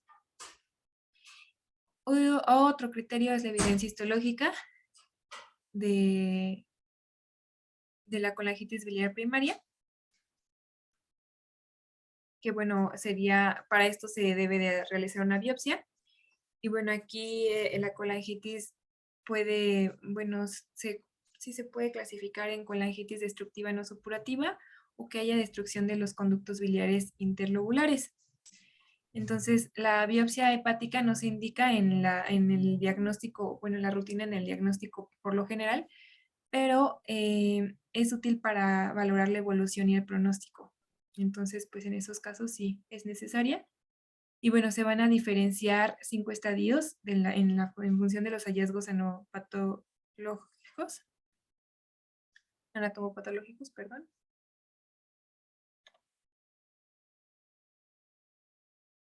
Que bueno, estos van a ser en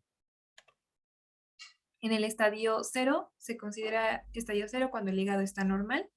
El estadio 1 es cuando hay una inflamación o el tejido conectivo se encuentra normal en las zonas portales con aparición de granulomas.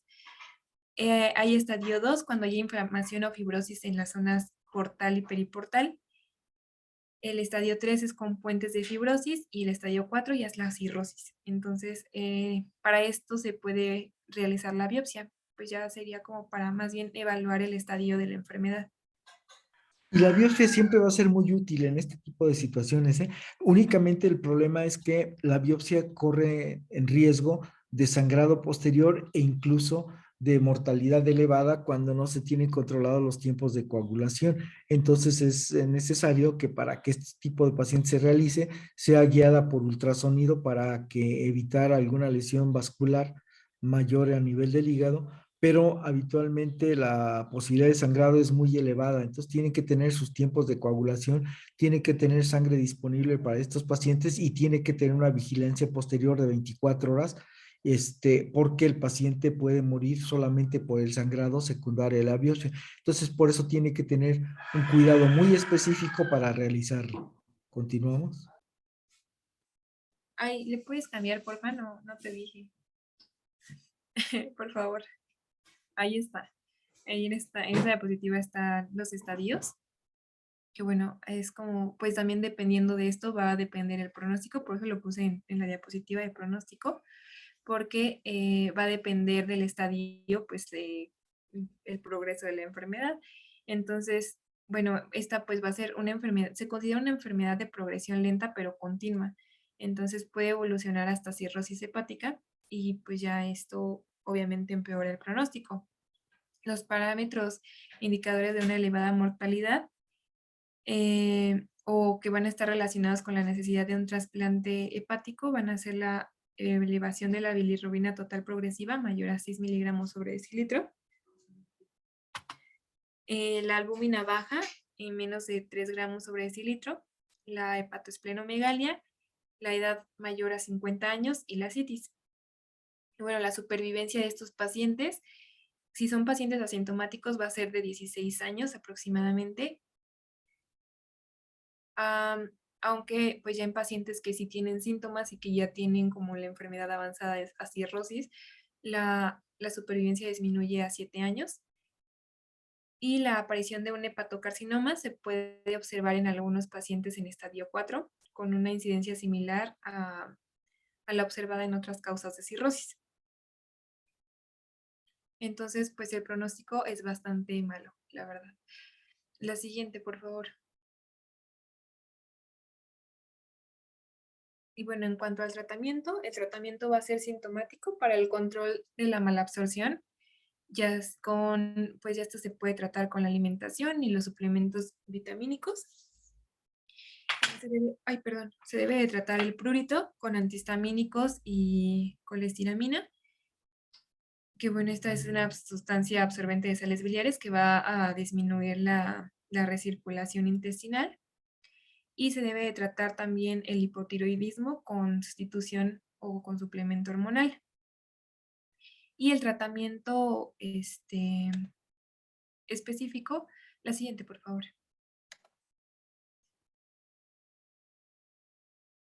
El tratamiento específico va a ser pues de la base de la enfermedad, es el ácido ursodesoxicólico, que ya les había mencionado, Zenia, que hace que la bilis sea más hidrosoluble y aumenta su excreción, y pues va a disminuir la toxicidad de las sales biliares, que pues esto es como un efecto antiinflamatorio sobre las lesiones inflamatorias que produce la bilis.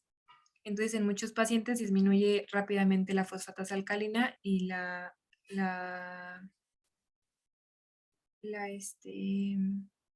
GT, y va a mejorar el pronóstico.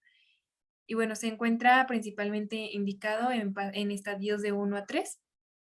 Y si bien en el estadio 4, pues no mejora el pronóstico, ya que no evita la cirrosis.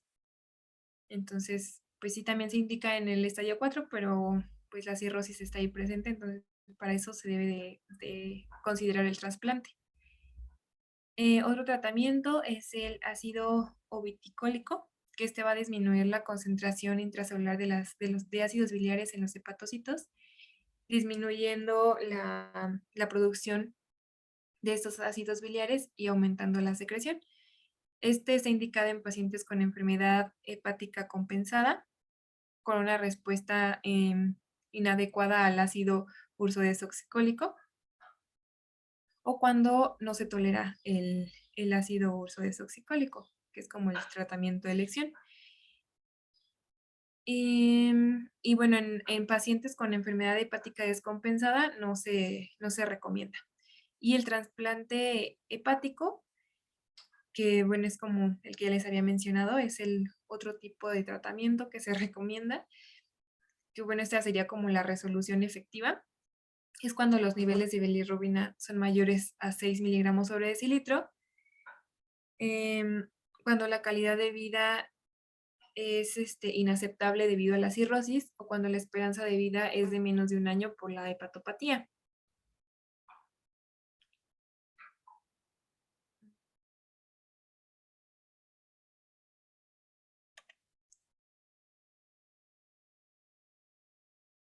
La siguiente, por favor. Ay, no, otra vez. ¿La puedes volver a cargar, por favor? Perdón, ya nos alargamos mucho, es que era un tema bastante amplio. Pero bueno, no sé si tengan alguna duda de la colangitis biliar primaria.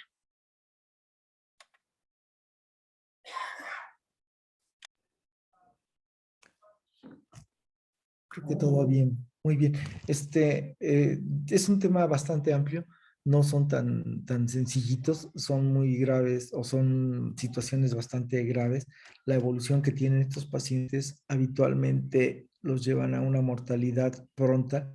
Se comporta, ya lo habíamos comentado, las lesiones hepáticas de no tratarse de manera adecuada evolucionan como si fuera un hepatocarcinoma y en un promedio de 5 a 7 años, como lo mencionan aquí, con sintomatología no se va a poder hacer ya absolutamente nada. Entonces, por eso es importante el diagnóstico temprano, el tratamiento adecuado, la vigilancia frecuente para que el paciente evolucione de la manera pues mejor que se tiene hasta ahorita contemplada.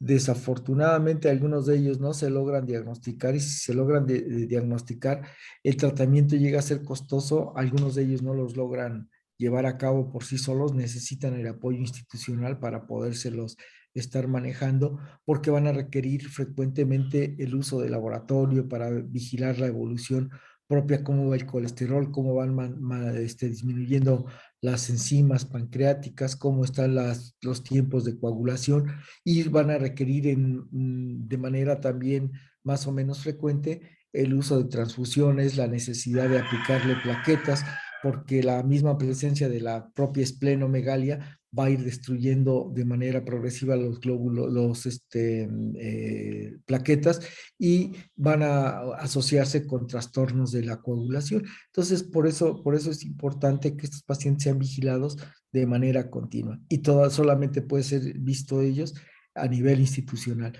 En muchos de ellos, y la enfermedad subyacente lo puede permitir, la posibilidad de trasplante hepático existe, aunque en ellos casi siempre por el tipo o la fisiopatología que tienen, como va a ser, se va a seguir destruyendo, si es que es por un problema inmunológico, pues prácticamente está contraindicado el trasplante hepático. ¿Por qué? Porque el hígado va a destruirse igual al poco tiempo una vez trasplantado. Entonces disminuye un poquito las posibilidades de hacer el trasplante, pero finalmente existe.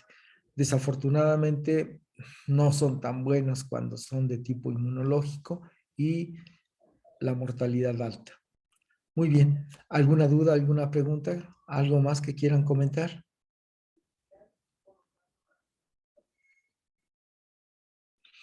¿Nada? No, ¿Alguien claro. nos falta?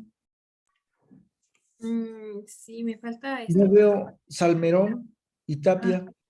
¿Qué? Ay, ¿Sí estaban? No, ¿verdad? creo que no, Sí, no está. doctor, aquí estoy. Ah, sí está. Aquí estoy, Tapia Garcés. No, es que está silenciado mi micrófono. Ah, ya.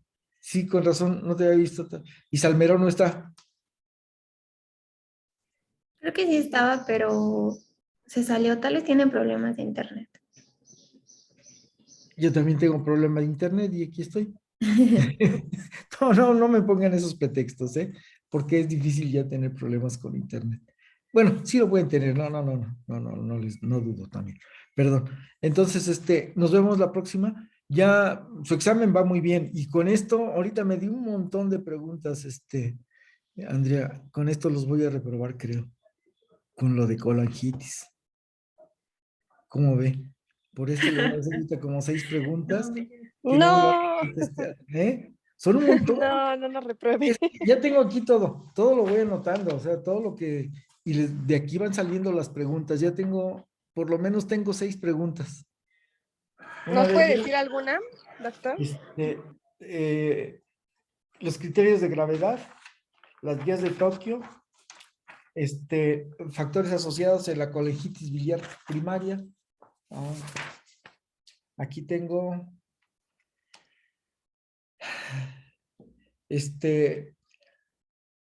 la contaminación bacteriana ascendente, ¿a qué se refiere? ¿Cuáles son las enzimas que se elevan en la colangitis y la colestasis? En la intrahepática, ¿cómo se encontrarían? Y la extrahepática, ¿cómo nos daría las enzimas? Ya, están bien, ¿no? No está tan complicado. Y otro, ¿qué Vale. sería? Medicamentos asociados con la colestasis. ¿Cuáles son los principales medicamentos? ¿Ya llevaron gineco? Sí. No, Ya, ¿verdad? ¿Sí? Los estrógenos, ¿no? O sea, es algo muy común en los pacientes que llegan con colestasis, y el uso de los estrógenos, o en los pacientes que se quieren poner como ustedes que hacen ejercicio y quieren que tengan crecimiento muscular, los esteroides anabólicos. Ujú. ¿Y el otro cuál sería? Poco usada ya la cloropromacina. Ajá. Pero esos serían algunos de ellos. ¿A qué se refiere con CEPRE en este tipo de padecimientos y qué nos ayudaría? Pues sí, son bastantes preguntas. Ahorita las paso en la computadora para hacer ya. Nos faltan poquitos temas y terminamos el semestre. No me están enviando ni sus tareas, no me están enviando nada. Entonces, no se den, acuérdense, ¿han visto algunas competencias de carreras de 100 metros, carreras de 400 o en bicicleta, las finales, que el ciclista o el corredor comienza a celebrar 2 o 3 metros antes de que crucen la meta? Y en el momento no se dan cuenta que atrás de él viene otro corredor que deja, ese sí no celebra y sigue y les gana el primer lugar. Entonces, ustedes, a pesar de que llevan buena calificación, no celebren antes de que se termine. Envíenme sus tareas porque este tercer examen está complicado. Si lo reprueban, ¿qué hacemos? Si no tienen ni tareas.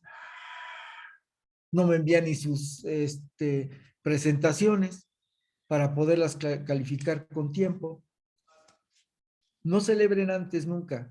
Nunca den por hecho, a pesar de que llevan ahorita un buen promedio, no den por hecho que ese va a ser su promedio porque faltan exámenes. No celebren antes de terminar. Cuando ustedes terminen la meta, pueden celebrar. Cuando ustedes tengan una calificación aprobatoria, en ese momento celebren. Pero yo estoy notando como que ustedes están celebrando antes de cruzar la meta. Eso no se puede hacer en ningún lugar. Siempre hasta que crucen la meta, en ese momento levantan los brazos y celebran sus calificaciones. Antes no, por favor. ¿De acuerdo? ¿Me escucho? Se me De fueron acuerdo, todos. doctor, sí. Sí, doctora, me disculpa. Entonces, envíenme, les dije que me enviaran sus calificaciones, que me enviaran sus tareas, les dije la revisión que me gustaría que hicieran de las guías de práctica clínica, no porque quiero que se aprendan las guías, pero prácticamente si ustedes se van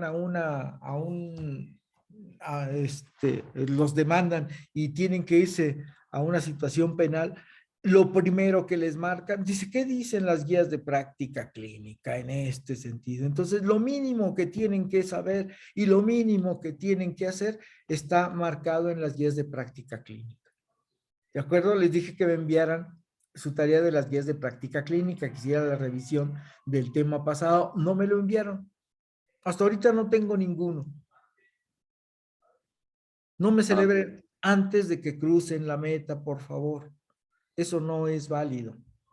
Cuando ustedes ya rebasen y en ese momento pasaron y cruzaron la meta, en el momento que ustedes ya tuvieron el examen y tuvieron su calificación aprobatoria, ahí levanten los brazos, digan que ganaron, digan que tienen una buena calificación y háganlo. Mientras no, sigan ustedes trabajando de la misma manera como si tuvieran 0.